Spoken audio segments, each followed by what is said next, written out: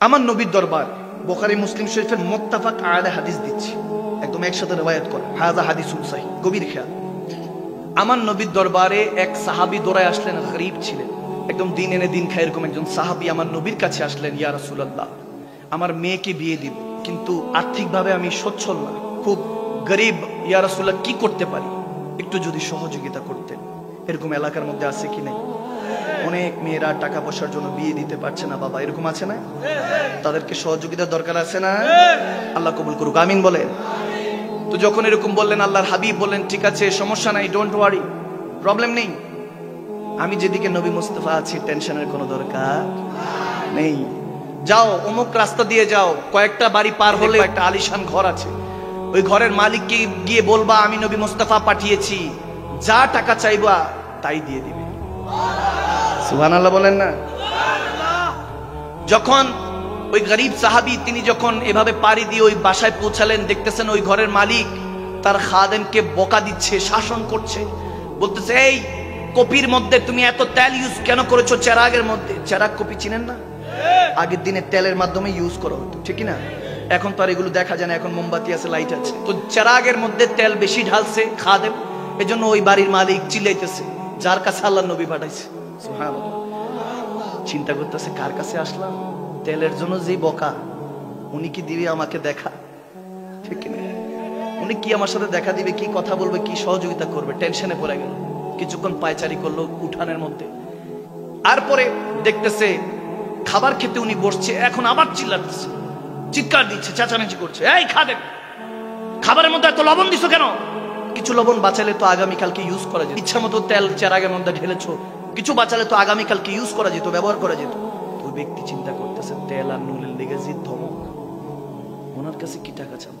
তেল আর লবণের জন্য যে ধমক দিছে, ওনার কাছে টাকা চাইলে আমার চুল ধরে মারেনি আল্লাহ, আমার লাঠি উষ্টা দেয়নি, ডরে ভয়ে তো আর টাকাই চিনতে পারতেছেন।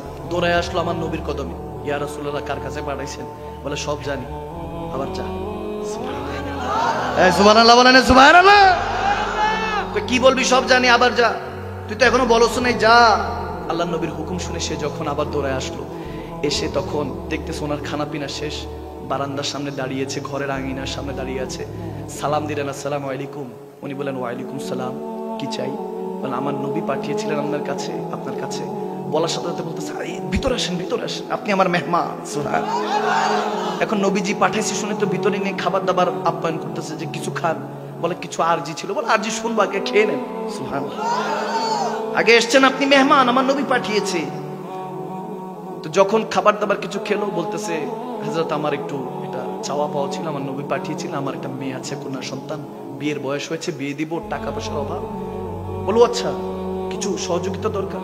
বলে সাথে সাথে পকেট থেকে একটা চাবির থোকনা নিয়ে বলতেছে এটা নিয়ে যান, চাবির ছড়াটা নিয়ে বলতেছে অমুক দরজায় ওখানে রুম আছে, ওই রুমের মধ্যে যান, তালা খুলে যা লাগে নিয়ে যান। এই আওয়াজে মানি না, আরো জোরে। এখন সেই ব্যক্তি যখন ওই তালা খুলতে গেল, ঘরের মধ্যে গিয়ে তালাটা খুলছে, তালা খুলে দেখো ওখানে জহরার টাকা পয়সা, অভাব নেই, আরবকে আরব, মনে হয় কুল কায়নাত চলবে এরকম টাকা পয়সা, এত ধন সম্পত্তি দেখে সে হয়রান। ওই হাজরত বলতেছে তোমার যা লাগে ওখান থেকে নিয়ে যাও। ওই গরিব ওই সাহাবী যখন টাকা পয়সা যা লাগান নিছেন, নেওয়ার পর বলতেছে এতটুকু চলবে না, আরো লাগবে। বলে না না আর লাগবে না, যেতটুকু হয়েছে এটা দিয়ে আমার মেয়ের বিয়ে হয়ে যাবে, এবং কি আমি নিজেও চলতে পারবো। বলে কিছু আরো নিয়ে যান, এটা দিয়ে ব্যবসা করে কিছু উন্নতি করেন, যদি ফেরত পারেন, যদি পান, যদি ব্যবসায় লাভ হয় তাহলে আমাকে ফেরত দেন। যখন এরকম সহযোগিতা করলো, ওই গরিব সাহাবী তিনি চিন্তায় পড়ে গেলেন, তিনি আশ্চর্য হয়ে গেলেন, স্ট্রেঞ্জ হয়ে চিন্তা করছেন যে এরকম সহযোগিতা উনি আমাকে করছেন, যিনি একটু আগে তেল আর লবণের জন্য খাদেমকে বকাঝকা করছিলেন। তখন যেতে যেতে বলতেছে হযরত আমার একটা প্রশ্ন ছিল, একটু আগেও তো আপনি আপনার খাদেমকে লবণের জন্য তেলের জন্য বকাবাদ্য করছিলেন, এখন আপনি কেন আমাকে এত সহযোগিতা করছেন? তখন বলতেছে আমাকে ওসমানে গনি বলা হয়, আমি নবীর তৃতীয় খলিফা, আমাকে গনি বলা হয়, আমি হলাম ধন সম্পত্তির মালিক, এত অনেকক্ষণ ধরে যখন বাঁচাচ্ছিলাম, ইন্নাল্লাযীনা ইউবাউনাকা ইন্নামা ইউবাউনাল্লাহ, আমি তো আল্লাহ আল্লাহ রাসূলের কোরবান হয়ে গিয়েছি, আমার ধন সম্পত্তি সবই তো আল্লাহর, সবই তো রাসূলুল্লাহ, সবই যখন রাসূলুল্লাহ, স্বয়ং রাসূল যখন আপনাকে আমার কাছে পাঠিয়েছেন, তখন আমি কেন এখানে কৃপণতা করব? তখন তো বাঁচাচ্ছিলাম আমার রাসূলুরটা বাঁচাচ্ছিলাম, যখন আমি তেল আর লবণকে বাঁচাচ্ছিলাম আমার আল্লাহরটা বাঁচাচ্ছিলাম, যা আগামীকালকে থাকলে ওখানে ব্যবহার করা হবে, আমি তো আমার আল্লাহ রাসূলেরটা বাঁচাচ্ছিলাম। এখন যখন স্বয়ং রাসূল পাঠিয়েছে, এখন কেন বাঁচাবো? যা লাগে নিয়ে যাও। যখন এরকম বলছে, তখন হয়তোবা ওই সাহাবী এরকম মহব্বতে ইশকে হয়তোবা বলছিল, ये नाज ये अंदाज हमारे नहीं होते, अगर झोली में टुकड़े मुस्तफा तुम्हारे नहीं होते, मिलती हुजूर नाब के दर से भी इस मंगतों के यहाँ गुजारे नहीं होते।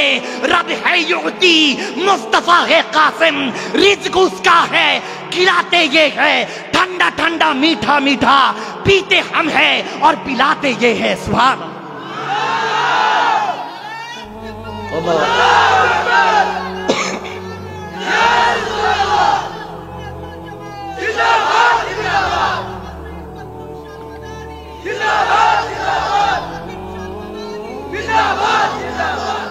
মারহাবা বলবেন না? তাহলে আমাদের যা আছে, জান মাল সব আল্লাহ আল্লাহ রাসূলের। যেহেতু আল্লাহ আল্লাহ রাসূলের, তাহলে এই দুনিয়াদারি জিনিস নিয়ে ঝগড়া করা যাবে, মনে থাকবে ইনশাআল্লাহ।